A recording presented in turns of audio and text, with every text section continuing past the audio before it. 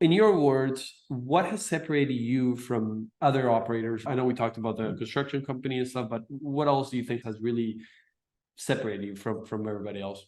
I think we've been very focused on the team, and that's something that I've learned throughout the years. I've been a business owner going on 17 years now, and I've learned a lot of things throughout those years. And one of them was that if you want to truly build a business and scale, that you've got to create that team and really care about the team and also have the systems in place to do that. Being a one-man show or just not having the right team around you, it makes it very difficult to be able to scale your business. So I think that's something that we put a lot of focus on since day one, and it's paid off. Yeah, that's amazing. Yeah, I know Brian also mentioned you guys are on the process of hiring more people, so you guys are building that foundation even further and expanding on that. So that's I feel like that's really important. So wow, incredible.